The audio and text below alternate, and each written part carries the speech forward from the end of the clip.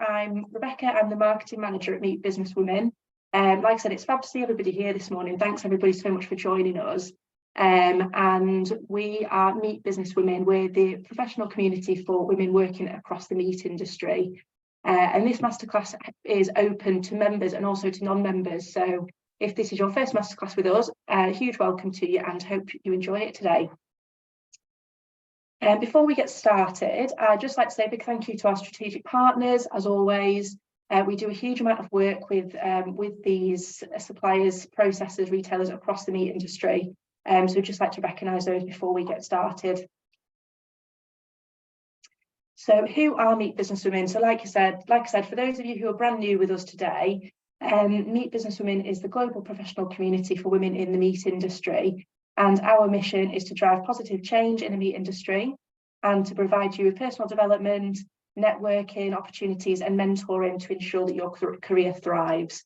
And a fab example of what we do is masterclasses like the one that you're on today.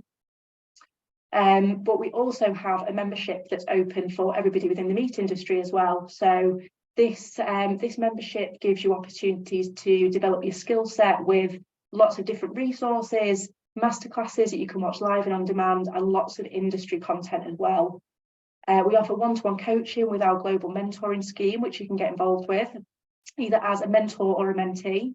And we also have lots of different events, so they're both online and in-person events as well. So if you've really enjoyed today, afterwards, do a look on our website and have a look at our membership as well.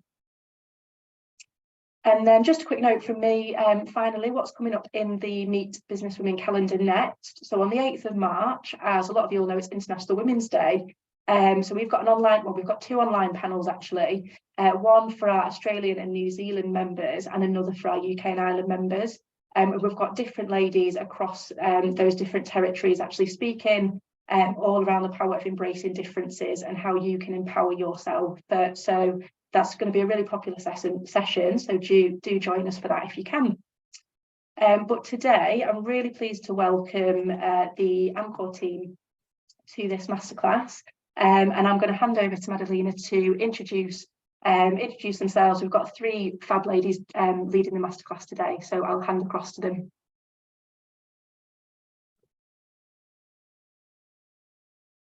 All right, here we go. Good morning. And thank you for joining today's session.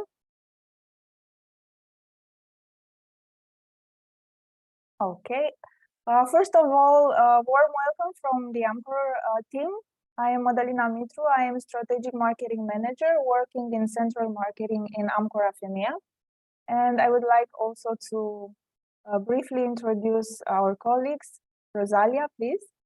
Hello, thank you, Madalena. Hello, everybody. I'm Rosalia Rosalindova. I'm Marketing Manager Meet. I'm based in Paris, but working with the UK and with other European countries. And Claire, good morning. Hi, good morning all. So I'm Claire Adams. I'm the UK and Ireland Sales Manager for Meet. So I probably know a few of you on the call already. But yeah, any questions, please ask. All right. With this, let's get started. So first of all, thank you for taking the time to join. We will present today the most important packaging trends that we see across retailers, and we will illustrate them with examples from different countries. Then Rosalia will take you through information on how Amcor is showcasing its sustainable solutions with its consumers and how we are also working to respond to those packaging trends. And in the end, together with Claire and Rosalia, we will answer some of the questions you already sent. And also don't forget that you can send in your questions by the end of this presentation. Okay, with that, let's get going. So where are we today? We are seeing private labels as significant players in the retail market. In the UK, in Germany and Spain, they account for more than 40% of the retail sales. And what is also important to notice is that they are on a growing trend. In meat and poultry specifically, we see a lot of movement and a lot of new products and launches from retailers. Of course, private labels have basically done their job and they have improved their quality. They are now heavy competitors for big brands. They are entering more and more categories, and they are also being invested with a lot of trust after these 2 pandemic years. Of course, the current situation is shaped mainly by inflation, but we can pinpoint behind that a lot of factors, such as political factors, the Ukraine invasion, economical factors, prices surge, supply chain issue, and also some environmental concerns as well. With the rising inflation, we see more and more that consumers are actually attaching value to every euro that they spend. And of course, value can mean different things for different consumers, and monetary value is still important and will be of constant concern. But we do see other aspects rising in interest for consumers. This is why in the product launches in the last few years, we are seeing more and more claims related to environmental friendly packaging, to recycling, and to animal welfare. And it's important to notice here that packaging is the vehicle that is carrying the message. And we do know from our own Amcor studies that consumers at the shelf usually make a decision is made on packaging, and they are relying heavily on that. Another growing trend we are seeing is related to consciousness of food waste. As high as 58% of consumers declare themselves that they are worried about food waste. And we see this consistently across age groups, across income levels, and also gender. And of course, there are various motivations behind. It can range from ending world hunger to the climate concerns. But the number one reasons that consumers are actually worried about food waste is related to reducing their own food costs, and also this is related to inflation. Luckily, this is one of the solvable problems, because we do see retailers, producers, brands working together, making changes in the food system so that there is a cost reduction and increase in sustainability. And we are showcasing here just a few examples of what retailers are doing and brands across the markets. We see a growing number of companies partnering with associations and apps like Too Good To Go. We have seen several retailers, an example would be Aldi, but there are many more, that are removing best before dates on their products. And we know that, for instance, Lidl is introducing rescue bags. This means veggies that are priced conveniently. They are not visually perfect, but they are still very good for consumption. It's also important to notice that each retailer is having its own plan to reduce the wastage of food. And in the case of Tesco, for instance, they are also passing on this mission and this pressure to their suppliers as well. A special note for Albert Heijn initiative, where they are working on 2 areas. One is related to implementing an artificial intelligence system that is automatically modifying the price labels, electronic price labels at the shelves for produce that is coming to the end of expiration date. And also they are taking this initiative also and communicating it through their applications with the consumers. Moving on, if food waste has a direct impact on the wallet, then we see that there are still other aspects where consumers are concerned. One of them is related to sustainability. In Spanish market, for instance, we have seen numbers as high as 44% of Spanish consumers of meat and poultry saying that they expect more from brands, from retailers in terms of sustainable packaging. And we are showing here just a few examples from across the markets where we see how brands and private labels are managing to reduce carbon footprint, improve recyclability, and lightweight their materials. From Switzerland, we see an example of moving from tray to a flexible packaging. We are showcasing also an example from Italy, where the ham trays has recyclable packaging incorporated. And we are also seeing movements to other areas, such as replacing plastic with alternatives as cardboard. And of course, all these are allowing for brands to issue claims related to plastic reduction that can go as high as 80%. Or as in the Sweden case, we can see that they are working on a more holistic approach, and they are communicating a smart climate product and a product that has a low impact of carbon. We have spoken so far about qualitative information, but also in the quantitative information that we see across the markets, there is a trend of reduction of launches that are coming in trays for meat, and these products are moving from trays to flexible solutions. And here we are seeing a few good examples for minced meat.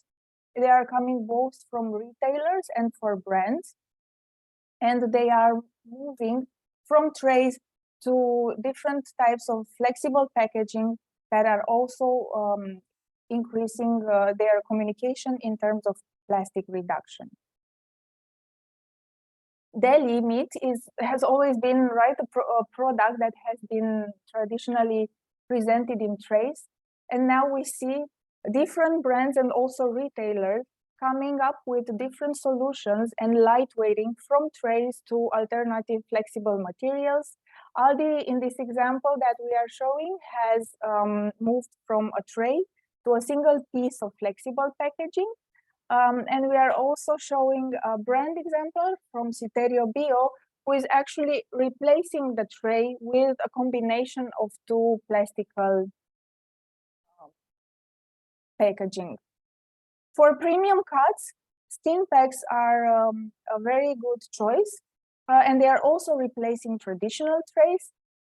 They have as benefits increased shelf standout, and of course, they allow for a very good vertical presentation. We are showcasing here both brands and retailer private labels.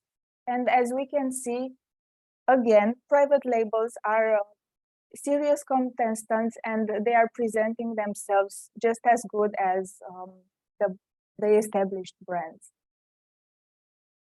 We do see also alternative solutions to plastic that are coming in the market. And here are some examples of paper. Adoption of paper is active across markets and segments. And of course, there are various benefits for this type of packaging. One of them is the increased sustainability perception that it comes both on the product and also on the packaging. In our research, we see high purchase intent related to paper packaging, and also an increased quality perception and willingness from consumers to consume and to buy more. If until now I have showcased examples from brands and retailers at the shelf, I would like to take a moment and show how retailers are also putting in place different initiatives for their own stores. For instance, Continente retailer from Portugal is actually accepting from consumers improvements, suggestions on how to work better on their packaging for their own labels.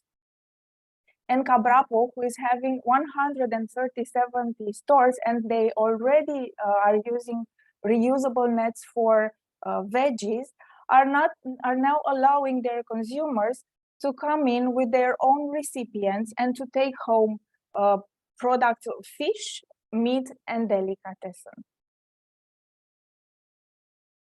We are seeing that QR codes will grow in popularity. Of course, we are more accustomed to them now. We are scanning, we have been scanning COVID passports for quite a while now. We are still scanning our contactless menus at the restaurant. So we are expecting to see a more active adoption of QR codes.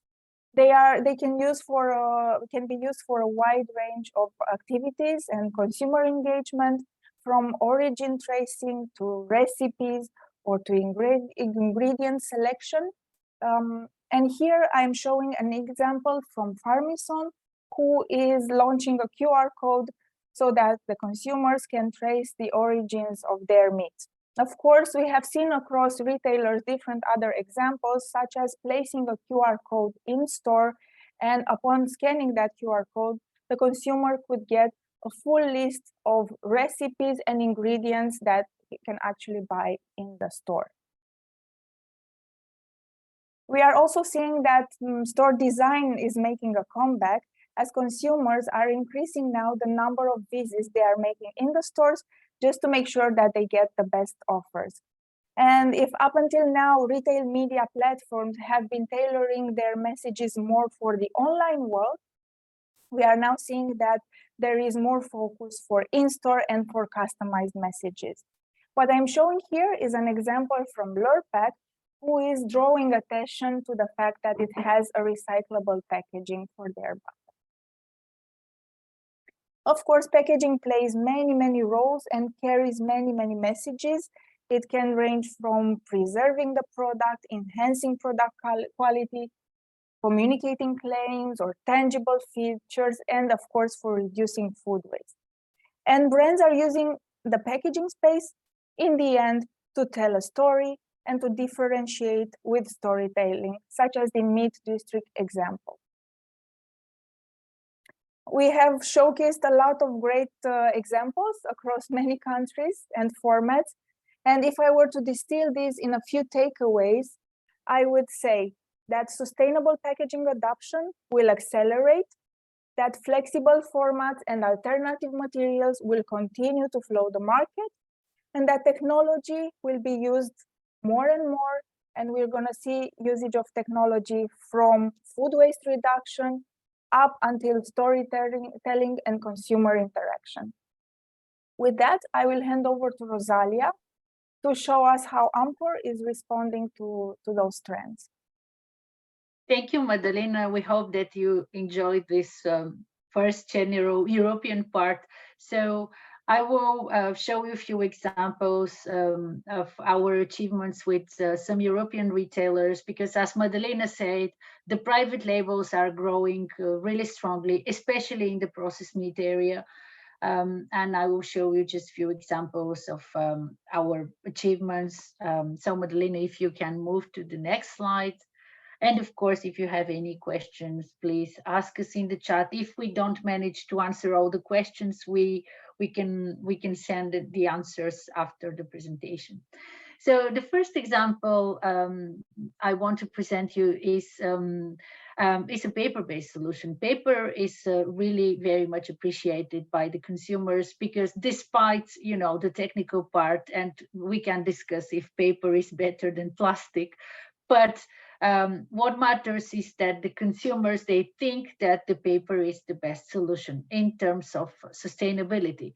So paper is a very hard application for processed meat and in meat in general, because of the humid environment. So it's very hard to make, very consistent and resistant packaging structure supporting the humid environment of the meat area. So this example is a very well-known German discount retailer. I didn't put the logo because I didn't manage to talk to them. So, but I'm sure you're very familiar with the name because you have a lot of these shops in the UK. the problem we wanted to solve is how to eliminate plastic. So it was a premium product, and in this case is fish. I know that you all work in the meat industry, but this is fish. So actually, this product was packed frozen, and it was smoked salmon. And of course, the humidity was really, really an issue. So what we did, we proposed this paper-based tray. So this is 85% paper-based tray called Papyrus in our range. And we have a PE liner. So it warranties, of course, the good consistent on the packaging in the humid area of the fish shelf. And the paper fibers, they are bio-based, they are FSC certified, and this packaging is certified also by the German lab Cyclus HTP. I know in the UK you are more OPRL, but let's say that's the equivalent for Europe, more and less. So we have this certificate, and actually we measure the carbon footprint. We will show you later in the presentation our abilities and how we are organized to advise our customers to select more sustainable packaging. So carbon footprint reduction, because we compare paper tray with a PET PE tray, which is very bad. As you know, it's not recyclable. So very good humidity resistance, despite even if it is paper. Sustainability claims, so the retailer used FSC, of course, and recycle ready, thanks to this Cyclus HTP certificate. And of course, it gives another, so you see that they completely changed. So all the colors used are green, and it's very often the case with the sustainability options of the packaging. So I think we can move to the next example. I will come back, of course, again to paper because it's a big trend. So my second example is from the Netherlands. So hopefully it is a Dutch retailer with 71 supermarkets in the country. Again, fish, but it's very comparable, for instance, to premium cut in meat. So actually, their problem was how to include more SKUs on shelf, and they wanted to have a vertical presentation. And however, the problem was also to solve was to extend the shelf life by 3 days, between 3 and 5 days. And they wanted, in addition of all this, to use less plastic. So our solution we proposed is a combination of a cardboard tray, flat cardboard tray, so combination of some kind of paper for this artisanal and natural look, and skin film. So what we did, we extended the shelf life of this fish fillet, fish stack by 5 days, thanks to our good skin film on the top. We reduced the transport cost by 18% because this cardboard tray is flat. So naturally you store more products, you can load more products in the truck. And of course, we optimized the shelf presentation, and we answered, and actually we helped the retailer to solve this problem of vertical presentation. And of course, less plastic, which was measured by our internal tool, and I will come back to this. Another example, again, with the first concept I've shown, Papyrus, the paper-based tray, which was my first example. So we did something similar for a French retailer, Leclerc and Kermenet. This is one of the top 5 retailers in France. So for a very simple sliced ham, product, they wanted to introduce the recycle-ready packaging, but they wanted to have this differentiation of their private label, Tradilège, so the red one, from the rest of the national brands. And we proposed our Papyrus, so I will not come back to this, but 85% paper fibers, sustainability claims. So you can see, I believe you don't read French, and it's not visible, but on the right bottom corner of the packaging, they are mentioning, few facts about the meat, but also about the packaging. So above all, what's interesting in this example, despite of the artisanal look, etc., we brought really a significant tax savings to the retailer, because we replaced a PET P3 of 280 microns by a paper solution. And our papyrus is accepted in paper stream recycling in France.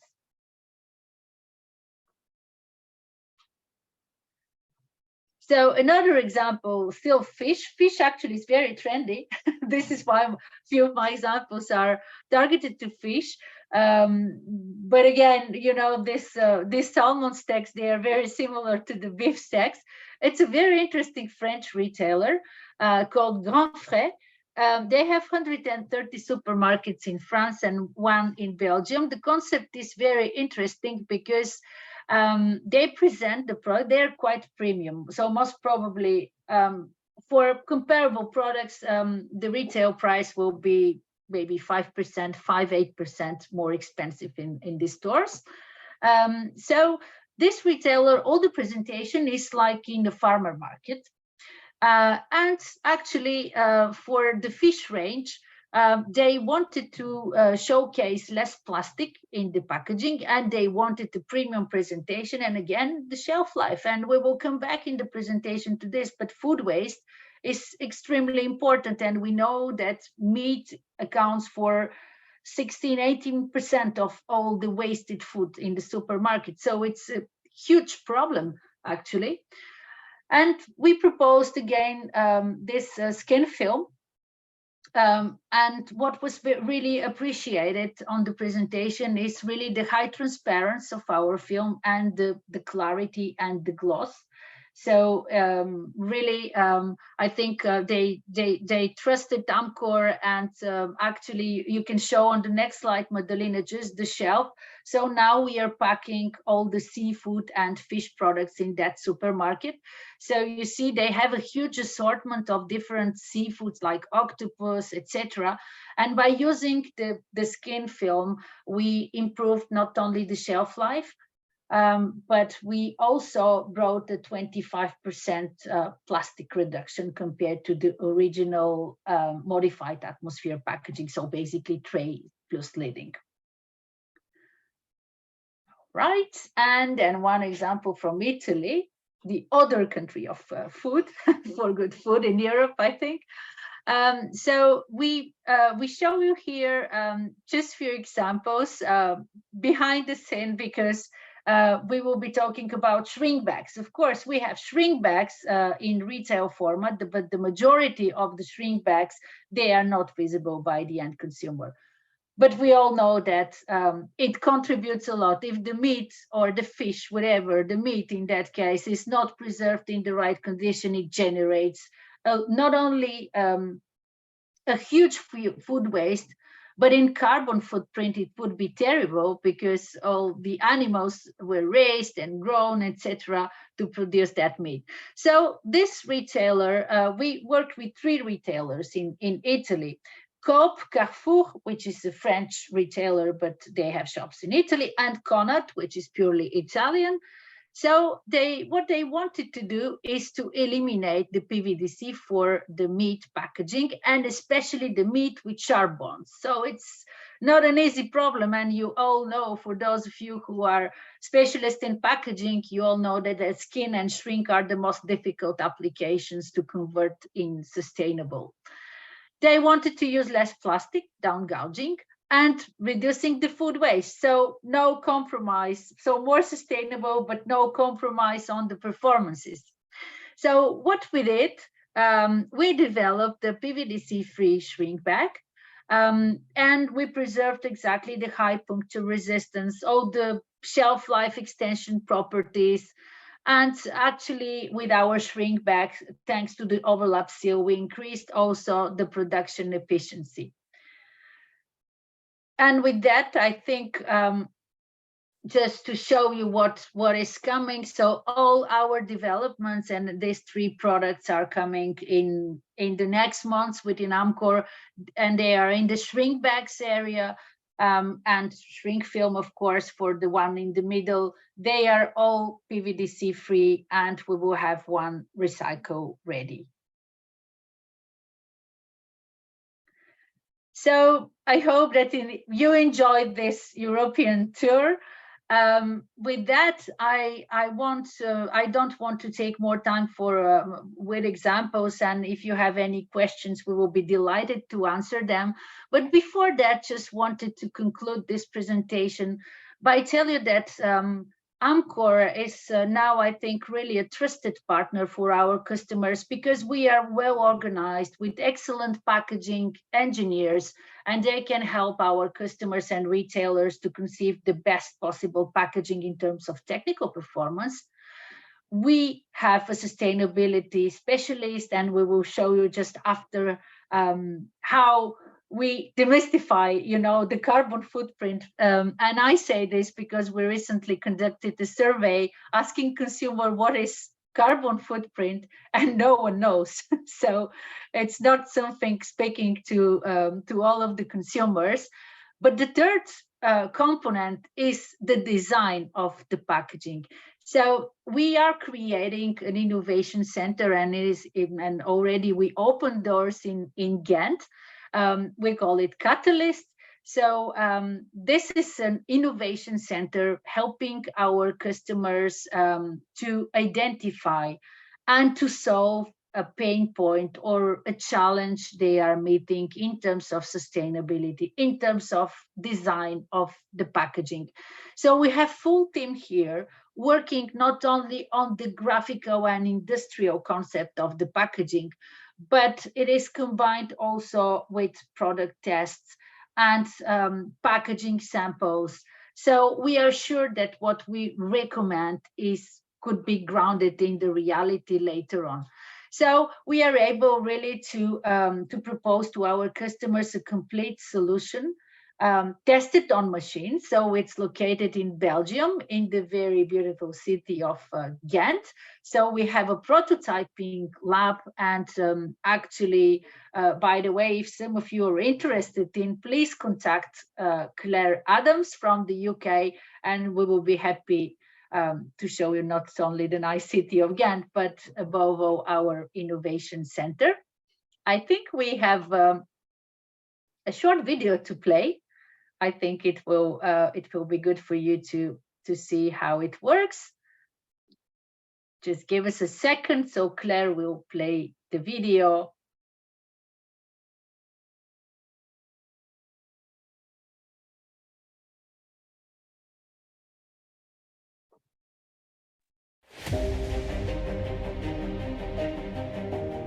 As the world's leading packaging company, Amcor is destined to shape the future.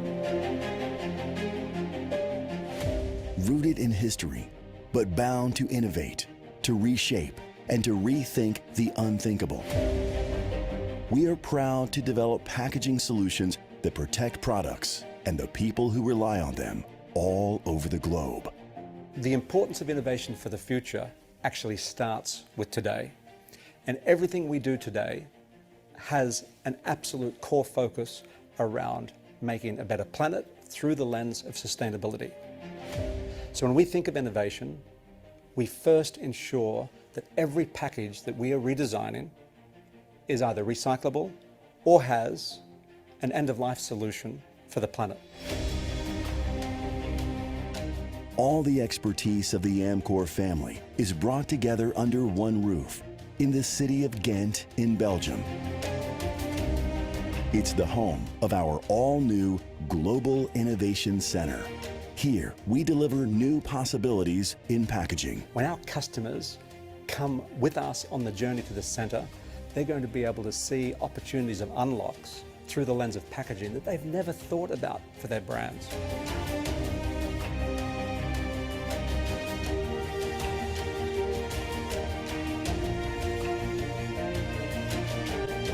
It's really a place where we want to host our customers, and we want our customers to be willing to come. From insight to innovation, from concept to product, we work closely with our clients to find the perfect way to package their products. Well, we want really to bring this extra creativity to really develop the solution of the future together with our customers. In our Innovation Center, we invite clients to embark on a journey, a trip to their perfect solution, a journey with a few stops along the way.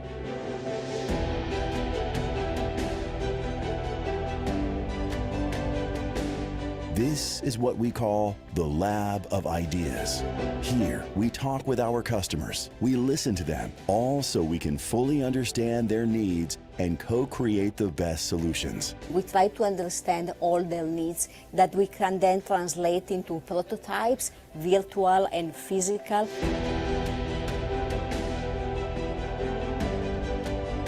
Here, solutions are brought to life through design, prototyping, and development. Here, we explore new ideas, structures, and formats. It's where the material is created and tested to make sure that it's fitting all the needs of our customers. The Material Science Center is really the technological part of the Innovation Center. Is where our R&D people are really developing the material of the future. We really need to work into the material science to combine different technologies in order to develop a solution that fits perfectly that specific product.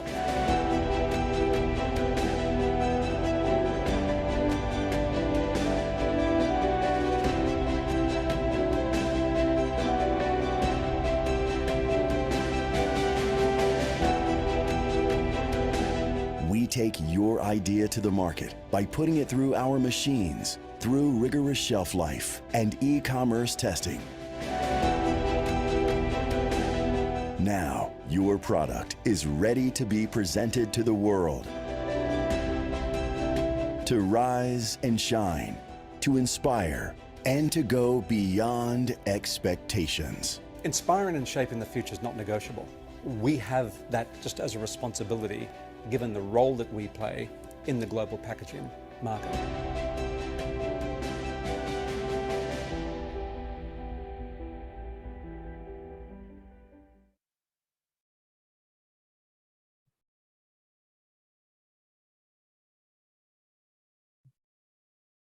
Thank you, Claire. So, Madaline, I think we can now jump to the Q&A session. Thank you, Rosalia. Thanks everyone for sending in your questions. We have selected a few, and remember that you can still put in your question in the chat box.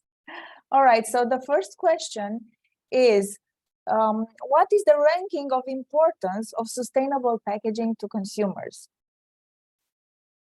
Rosalia, can you? I can take this question. So, well, look, the packaging, we may think that has not visible, raw, but actually visually, it's the first thing we see on the shelf. And we were quite surprised. We conducted a study, and actually, we understand that the packaging is considered as the most important driver for sustainability change. So, of course, the consumers are preoccupied by food waste, naturally, but the packaging and especially the plastic come first in this ranking. 33% of the European consumers, so the survey was conducted in 6 European countries, UK included for the audience here. So obviously that's the most pressing sustainability issue to be solved. And I think we have some more data on the next slide. So 60% of those 33% consider the packaging as very important, to be fixed in terms of sustainability. 60% definitely want less plastic and reduce, and they are trying to reduce their plastic use. You ask me, what do they expect? They expect paper, they expect recycle ready, or more technically, monomaterials. They expect less plastic in terms of lighter packaging as well. They expect packaging made by bio-based sources. So when they buy the product, they are really, assured that the packaging has the least impact, without talking about carbon footprint, because obviously it's very technical for the consumers. 46% of them, they say they definitely want sustainable packaging, but 60% less plastic. That's the hard fact of the reality. Very important and interesting numbers, and it's really good to see that everyone is working towards sustainability goals. Another question that we received, and I think it's a really interesting one, is what is the best way to weigh up the packaging material benefits, so recyclability, down-gauging, with the decision to pick a material that could possibly extend shelf life or reduce the food wastage? That's a very good question. So actually, within Amcor, we use a lot for our customers, and that's very much appreciated across Europe, the carbon footprint. The carbon footprint is, as you know, the global impact of your packaging on the environment, taking into account the raw materials, because to have to use less plastic or to have monomaterials, the packaging really needs to be conceived and designed since the beginning in the best way to comply, this sustainability expectations and rules. So we are measuring really the whole life cycle of the packaging, and we measure the environmental performance, how it works. So we have an internal tool within Amcor called Asset, and remember the 3 pillars I said. We have packaging engineers, they are very good in conceiving the packaging. We have innovation center, designers, and people able to advise our customer what's best for their needs and what's best for the consumers. And we have the sustainability experts, and our sustainability experts, they are using this asset tool we developed internally in collaboration with Carbon Trust. So it gives basically fact-based statements compared to the current packaging of the customer. Very often we have requests, as I shown in my examples, converting totally bad for the environment plastic tray plus lidding to something more sustainable. And Claire, can I ask you to show the demo we have on the asset? I will show you how it works. And of course, feel free to contact us if you have more questions. So you just need to press the blue box. Yes, exactly. So for instance, in the middle, yes, take this one, forming films, for instance, forming films. So you see that for the forming films, for instance, the problem is the content of nylon. It's not monostructure. So here you can see the comparison between the baseline and our new recycle ready PE-based solution, monomaterial in forming films. And yes, if you scroll down, you can see that our solution compared to the baseline, it gives minus 55% carbon footprint reduction. You can see how many bulbs of light we can save, how many cars, it can represent how many showers, etc. And if you scroll down again, yes, so it gives you all the indications. So it's not recyclable. The new solution is recyclable in the mixed polyolefin stream.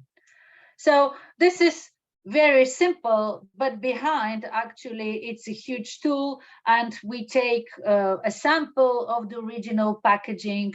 We make all the tests internally, and we recommend the best possible solution, taking into account the customer needs.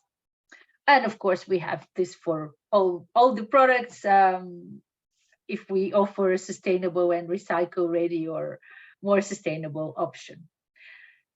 Thank you, Claire. Okay.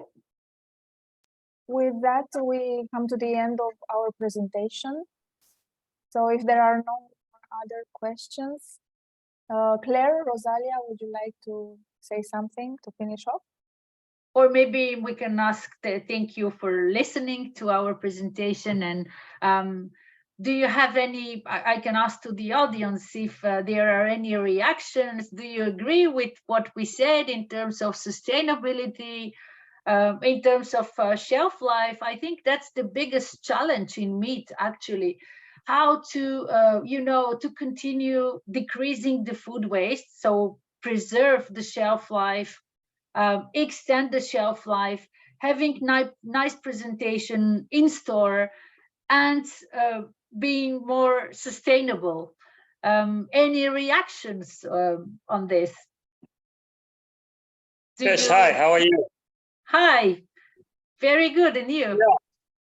Yeah, I saw your meeting on Eventbrite is for women's, but I'm here because I trade in agro products, and we always look for the packaging material and this, and I saw that you do also meat business. Is that correct?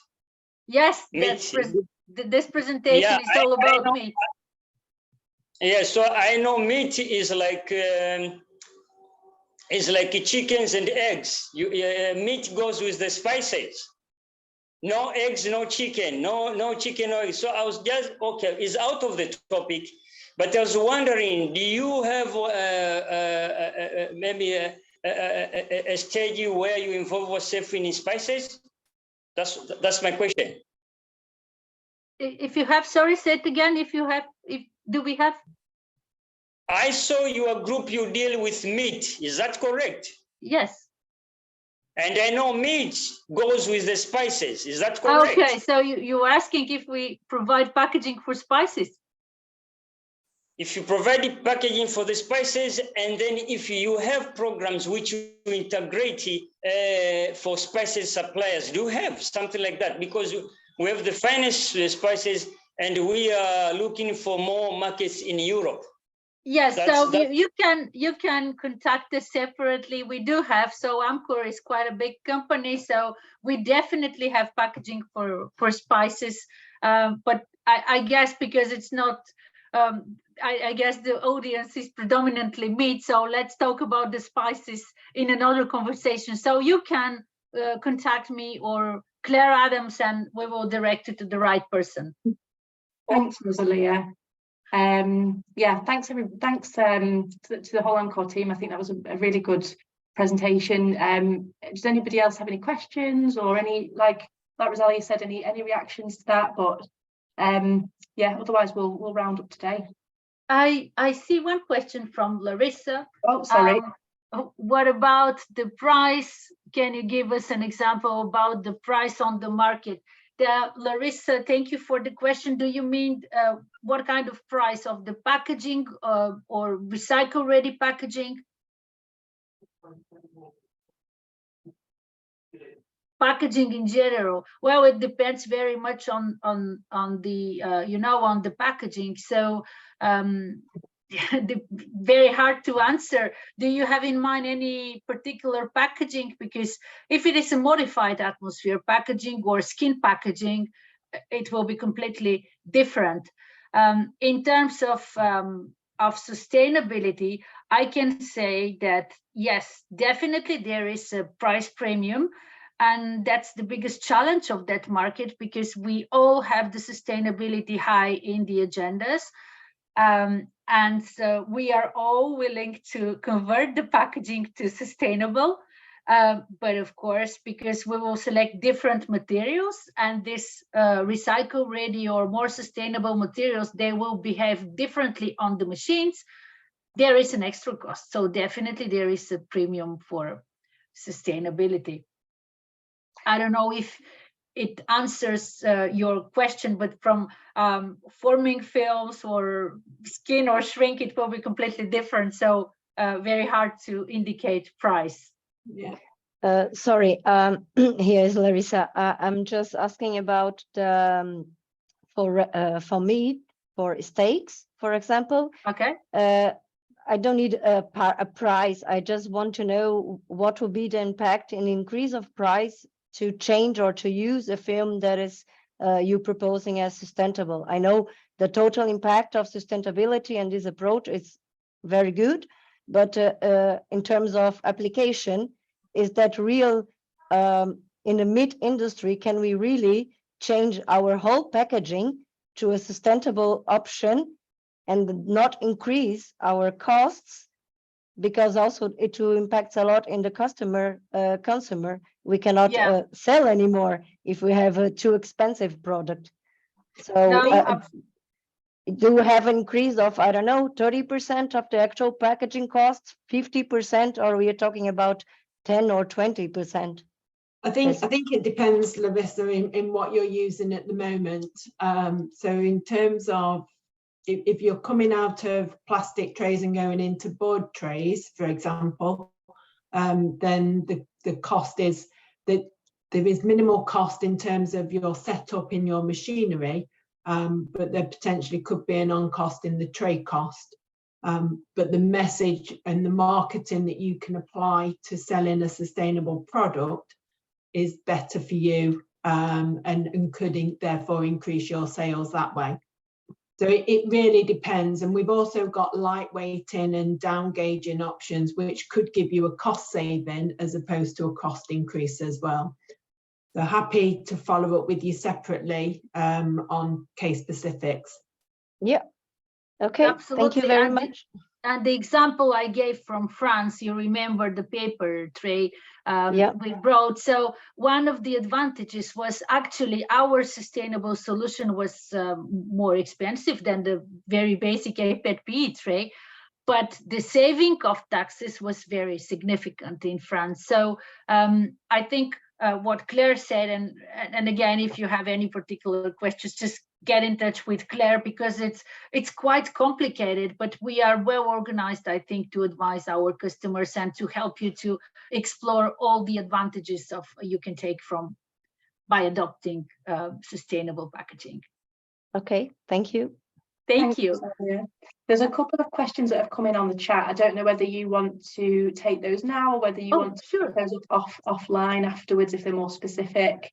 There is one question about the foil trays, I see. Do we have alternatives for the foil trays that are commonly used in the ready-to-cook industry? Claire, I think we supply only flexible packaging. Maybe we do, but we do work with some of the board tray manufacturers, and they have dual ovenable board solutions. So yes, we do have, and I can pick up with you separately again on that one. Perfect. So Kate saying that she will feeding back to the packaging team. Thank you for the comment, Kate. We have for a cut like lamb rack, how does this new material affect the presentation? Do fingers fold inwards, as is the case with many high shrink bags? Okay, I can answer. I think I can answer that one. So in terms of our lamb bags, we have the special shape bags for the legs and for the racks to enable us then to, when it shrinks, that the bag fits perfectly. I think on one of the photos Rosalia showed in the presentation, the bag will fit closer to the bag to avoid having the fringes and the edges of the bag loosened that fold in. So yeah, I'm sure we can do something with that, and we have got solutions in the market already for that one. Exactly, which are PVDC free as well. Absolutely, and that's exactly what I wanted to add to your comment, Claire, is that the meat with sharp bones is very challenging because the shape is irregular. So we developed also different thicknesses of this non-PVDC bag with a very good clarity. We did tests, so the clarity is really exceptional, and for no PVDC bag. So Claire, I think you'll be happy to provide more details if needed. Absolutely. Good stuff. Thank you. For everybody who's still on the call, we will be sharing this recording with you. So if you want to watch it back, and we can also share Claire Rosalia's and Madalena's contact details with you as well, if you've got any other specific questions you want to follow up with. But yeah, that just leaves me to say thanks so much for everybody's time. Hope you enjoyed it. Go and check out Meet Businesswomen membership, and like I said, we'll send the recording across to you as soon as we can as well. And we shall hopefully see you next time. Yeah, Have a nice no problem. afternoon. Thank you, everyone. Thank you. Bye-bye. Thank you. Bye.